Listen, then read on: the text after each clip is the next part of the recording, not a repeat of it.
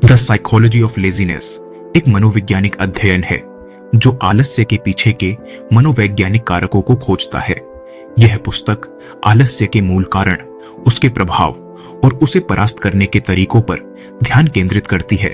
लेखक विभिन्न उदाहरणों और अनुसंधानों का सहारा लेते हुए आलस्य के मनोवैज्ञानिक पहलुओं को समझाते हैं। पुस्तक में स्वयं मोटिवेशन, सेल्फ डिसिप्लिन और सकारात्मक बदलाव करने के उपायों पर भी चर्चा की गई है। इसके माध्यम से पाठकों को आलस्य के पीछे के मनोवैज्ञानिक कारकों की समझ प्राप्त होती है और उन्हें आलस्य को परास्त करने के लिए प्रेरित किया जाता है। तो आइए जानते हैं इस किताब के बारे में। आलस्य के मूल कारण। अक्सर लोगों को काम करने के लिए पर्याप्त मोटिवेशन नहीं मिलता है, जिसके कारण वे आलस्य में पड़ जाते हैं। कई बार लोग उन कार्यों को करने में आलस्य दिखाते हैं जो उन्हें नए और अनजान लगते हैं। कुछ लोग आलस्य में पड़ जाते हैं क्योंकि उन्हें काम करने के लिए उपयुक्त साधनों की कमी होती है या वे अपने हित की सोचते हैं। कुछ लोगों को अच्छे संगठन की कमी के कारण काम में आलस्य हो सकता है क्योंकि उन्हें क्लियर और संरचित मार्गदर्शन नहीं मिलता है। इन कारकों के अलावा भी अन्य कई कारण हो सकते हैं जो आलस्य को प्रेरित करते हैं। आलस्य के प्रभाव। आलस्य के कई प्रभाव हो सकते हैं जो व्यक्ति के जीवन को नकारात्मक रूप से प्रभावित कर सकते हैं। आलस्य के कारण व्यक्ति कार्यों को टालते हैं, जिससे कार्य की उत्तोलना में देरी होती है। आलस्य व्यक्ति का उत्साह कम कर सकता है, जिससे उन्हें काम में रुचि नहीं रहती। अधिक आलस्य व्यक्ति की प्रतिभा को प्रभावित कर सकती है क्योंकि वह कार्यों को समाप्त करने के लिए उचित मेहनत नहीं करता। अधिक आलस्य से व्यक्ति के शारीरिक और मानसिक स्वास्थ्य पर असर पड़ सकता है, जैसे कि ओबेसिटी, डिप्रेशन और तनाव। अधिक आलस्य से कार्यों की गुणवत्ता में भी कमी हो सकती है, जो कर्मचारियों और व्यवसायों को प्रभावित कर सकता है। ये कुछ मुख्य प्रभाव हैं जो आलस्य का जीवन पर होता है। आलस्य को नियंत्रित करना। स्पष्ट और मोटे लक्ष्यों को निर्धारित करें और उन्हें छोटे छोटे कदमों में विभाजित करें। कार्यों को निरंतर आरंभ करने और उन्हें पूरा करने की प्रवृत्ति विकसित करें। आलस्य के कारणों को समझें और उन्हें समाधान करने के लिए योग्य उपाय ढूंढें। कार्यों को समय में संगत ढंग से पूरा करने के लिए समय प्रबंधन का पालन करें।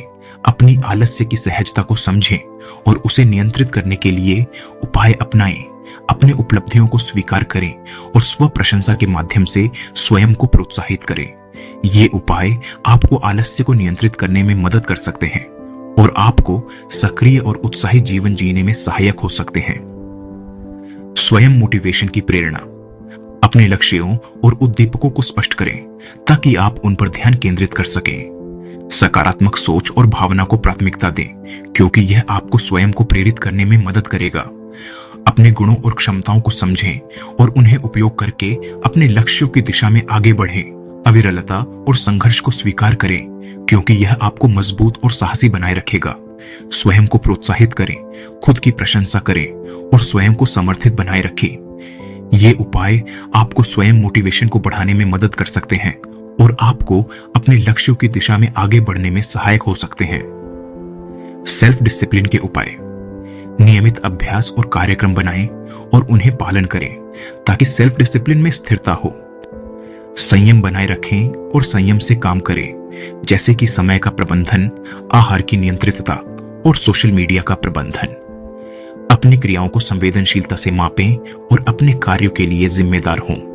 स्पष्ट और उच्च लक्ष्यों को निर्धारित करें और उन्हें पूरा करने के लिए प्रतिबद्ध रहें। अपने निर्धारित कार्यों के लिए खुद को प्रतिबद्ध रखें और नियमों का पालन करें। स्वप्रशंसा करें और खुद को समर्थित और प्रोत्साहित करें जब आप सेल्फ डिसिप्लिन का पालन करते हैं। ये उपाय आपको सेल्फ डिसिप्लिन को विकसित करने में मदद कर सकते हैं और आपको अपने लक्ष्यों की प्राप्ति में सहायक हो सकते हैं। अनुसंधान और उदाहरण।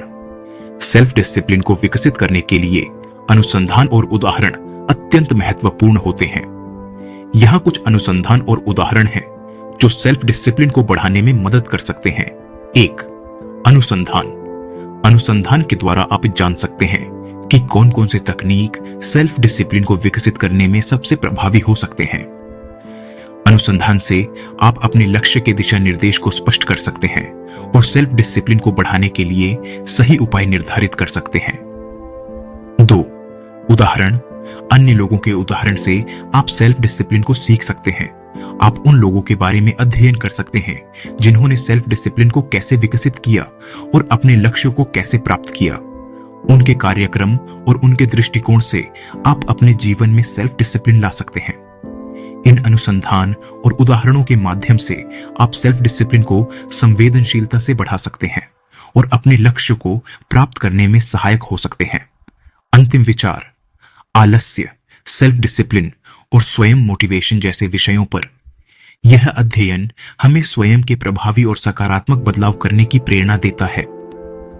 हमें यह समझने के लिए मदद मिलती है कि हम कैसे अपनी जीवन शैली को सुधार सकते हैं और अपने लक्ष्यों की प्राप्ति में सक्षम हो सकते हैं। सेल्फ डिसिप्लिन, स्वयं मोटिवेशन और आलस्य के माध्यम से हम स्वयं को समर्थ और संयंत्रित बना सकते हैं, जो हमारे जीवन को अधिक संतुलित, सफल और संतुष्ट बनाता है। इसीलिए हमें यह समझने के लिए यह जिम्मेदारी लेनी चाहिए कि हम कैसे अपने व्यक्तित्व को समृद्ध बनाएं और अपने लक्ष्यों की प्राप्ति में प्रयासरत रहें। सेल्फ डिसिप्लिन, स्वयं मोटिवेशन और आलस्य कैसे हमारे जीवन पर प्रभाव डालते हैं। हमने यह भी देखा कि कैसे हम इन तत्वों को समझकर अपने जीवन को सकारात्मक और संतुलित बना सकते हैं। अब आप यह चुनौती ग्रहण करने के लिए तैयार हैं कि कैसे आप स्वयं को समर्थ और संयंत्रित बना सकते हैं और अपने लक्ष्यों की प्राप्ति के लिए प्रयासरत रहें। धन्यवाद जो आपने हमारे साथ इस सफर में शामिल होने का समय निकाला। आपको सभी की सफलता की कामना करते हैं। फिर मिलेंगे अगले वीडियो में। धन्यवाद।